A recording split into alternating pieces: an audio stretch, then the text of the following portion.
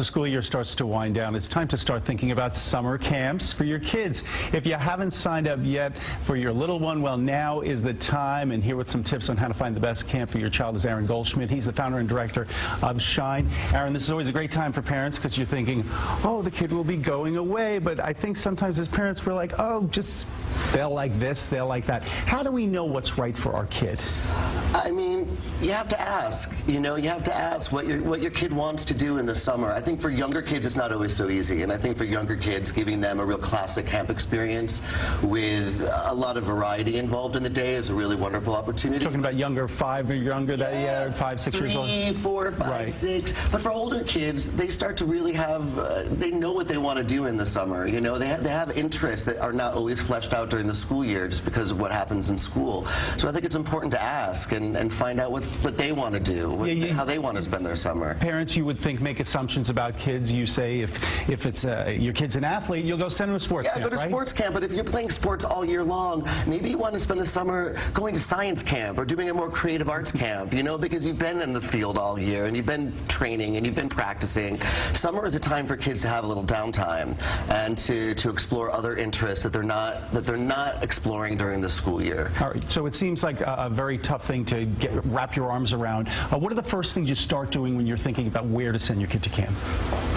Well, I mean, budget's always a part of it, right? Yeah, I mean, it's usually camps can range from very affordable to very unaffordable. So before you start shopping, you have to know what your budget is and what you're willing to spend. For some people, camp is a luxury and a privilege, and for some people, it's necessary. 2 working parents in the summer, right. your kids have to do something. So you have to figure out sort of what your budget is and what you sort of want.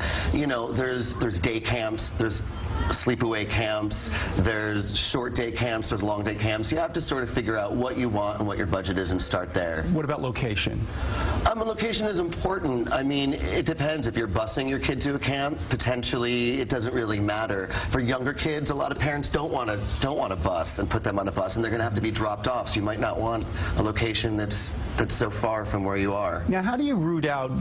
Is it just word of mouth that people go by now, or are there places to go to, things to look at to determine what the good camps are and the bad camps are, so to speak? In our research, I think that there's a lot of different things you could do. First of all, you have to call, you have to talk to people, you have to look. Word of mouth is wonderful, but you don't know until you go. I think checking out a facility is important.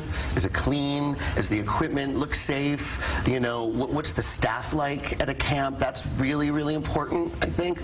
And in terms of cost, you mentioned cost as being a big factor, but where are we with camps? Are they getting more and more expensive, or is it just all over the spectrum? It's all over the spectrum. It really is, and I think it really depends on what you're looking for.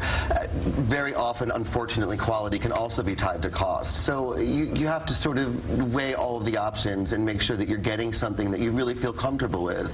And for parents, if you had to say, what is the single most important mantra you say to parents when it comes to picking? Is there one little thing you say, this is it, this is the most important thing to remember?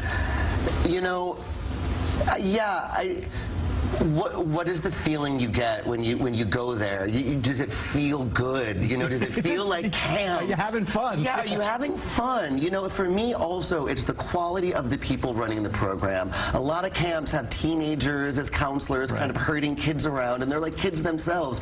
Do you feel comfortable with this staff? Do you feel like they're going to give your child a really authentic and exciting summer experience? And it's not just babysitting. It's camp. There should be something that they're really getting out of it. And should the kid go up there themselves, maybe beforehand, and check it out themselves? The location, the area, the camp counselors. I definitely think so. If your child is old enough to have an opinion, then they should probably have an opinion on the camp, too. Makes sense to me. Because some parents just say, go. Yeah, not a good idea. It's summer. Summer's supposed to be a time that kids have fun, It's supposed to be a good time for them. All right. Well, it certainly sounds like there's work to be done, but there's also fun to be had, right? Fun to be had. All right. We hope so. Well, thank you so much. It was fun for you coming in. Thank you so much. All right, Aaron, thanks for joining us. If you missed any of the tips we just talked about, head to our website, cbsnewyork.com. Andrea, over to you.